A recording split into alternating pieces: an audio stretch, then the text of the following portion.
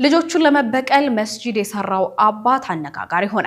የ91 ዓመቱ ቱርካዊ አባት ልጆቹ የሚጠብቁትን ውርስ በመሸጥ መስጂድ መስራቱን ብዙዎችን አስገርሟል። በቱርክ ግዛት አክሳራይ ውስጥ ነዋሪ የሆኑት የበርካታ ልጆች ያሏቸው አባት አዛውንት በእርጅና ዘመናቸው ከልጆቻቸው ትኩረት በመነፈጋቸው እንዳዘኑ ተናግረዋል። የ91 ዓመቱ አዛውንት ሐጂ አህመድ ኩሳ ልጆቻቸውን ባልጠበቁት መንገድ ለመበቀልና የማይረሱትን ትምህርት ለማስተማር ይህንን ውሳኔ መወሰናቸውን ለሀገሬው ሚዲያ ተናግረዋል። ሐጂ አህመድ ኩሳ በአዛውንትነት እድሜ ልጆቼ እንደሚሰባሰቡ ተስፋ አድርጌ ነበር፣ ነገር ግን ብቻዬን ተውኝ፣ ስለሆነም ከሞትኩ በኋላ ሊወስዱ የሚጠብቁትን ውርስ ከመንፈግ ውጪ ሌላ አማራጭ አልነበረኝም ብለዋል። አዛውንቱ ለአካባቢው ፕሬስ በሰጡት መግለጫ በራሳቸው ወጪ መስጂድ ለመገንባት ንብረቶቹን ሁሉ በመሸጥ እስካሁን ድረስ ለመስጂዱ ግንባታ የመጀመሪያው ምዕራፍ 5 ሚሊዮን የቱርክ ሊራ አውጥተዋል።